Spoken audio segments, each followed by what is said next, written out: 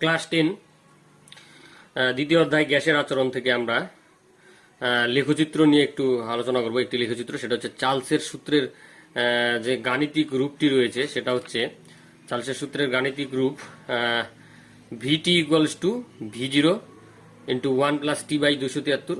এটা যদি উষ্ণতা বৃদ্ধি করা হয় টি ডিগ্রি সেন্টিগ্রেড, তাহলে এই রূপটি দাঁড়ায়, এবং যদি উষ্ণতা হ্রাস করা হয় টি ডিগ্রি সেন্টিগ্রেড, তাহলে ভিটি ইকুয়ালস টু ভি0 ইন্টু 1-T/273। এটা হচ্ছে রূপটা দাঁড়াচ্ছে। তো যাই হোক, আমরা এইটা ধরে নিয়ে আমরা একটা লেখচিত্র অঙ্কন করব। সেটা হচ্ছে ভিটিকে ভি ধরতে পারি, ভি ধরলাম সুবিধার্থে। তাহলে ভি বনাম স্মল টি, ভি বনাম স্মল টি লেখচিত্র অঙ্কন করব। এই যে ভি বনাম স্মল টি লেখচিত্র অঙ্কন করব। এই লেখচিত্রটা, এটা ভি বনাম স্মল টি লেখচিত্র অঙ্কন করার ক্ষেত্রে আমরা সমীকরণটাকে একটু সাজিয়ে নিব। সেটা হচ্ছে, প্রথমে তো আমরা এটা পাচ্ছি যে ভিটি ইকুয়ালস টু ভি0 ইন্টু 1+T/273। তো এটাকে একটু সাজিয়ে নিচ্ছি। ভিটি ইকুয়ালস টু ভি0 দিয়ে গুণ করে দিচ্ছি, ভি0 প্লাস ভি0/273 ইন্টু টি হয়ে গেল। এবার এই পার্টটাকে আমরা আগে লিখছি আর ভি0টাকে একটু পরে লিখছি। তাহলে ভি0/273 থাকলোই, তার সঙ্গে টি যেরকম গুণ হয়ে আছে থাকলোই, প্লাস ভি0টাকে পরে লিখলাম। এটাকে 1 নং সমীকরণ দিলাম। এই সমীকরণটাকে যদি আমরা y equals to mx plus C এই সরলরেখার সমীকরণের সঙ্গে তুলনা করি, তাহলে কি দেখব আমরা?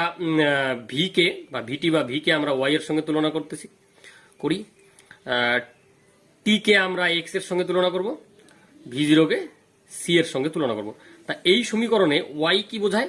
ওয়াই হচ্ছে ওয়াই অক্ষের স্থানাঙ্ক, এক্স হচ্ছে এক্স অক্ষের স্থানাঙ্ক, এম হচ্ছে যে সরলরেখা তার প্রবণতা, আর সি হচ্ছে ওয়াই, ওই সরল রেখাটি ওয়াই অক্ষের সঙ্গে কোন বিন্দুতে ছেদ করলো, অর্থাৎ ওয়াই অক্ষের ছেদিতাংশ।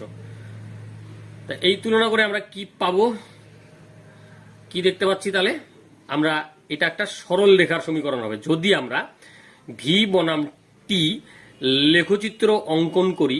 তাহলে ওইটি একটি সরল রেখা হবে, এবং সেই সরল রেখার নতি হবে ভি0/273, ভি0/273।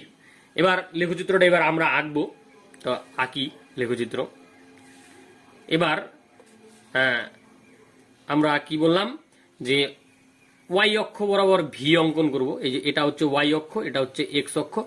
এবার ওয়াই অক্ষ বরাবর ভি, এটা ঊর্ধ্বমুখী তীর চিহ্ন, যা দিয়ে বোঝাচ্ছে যে এই বরাবর ভি এর মান বাড়তে থাকবে। এটি হচ্ছে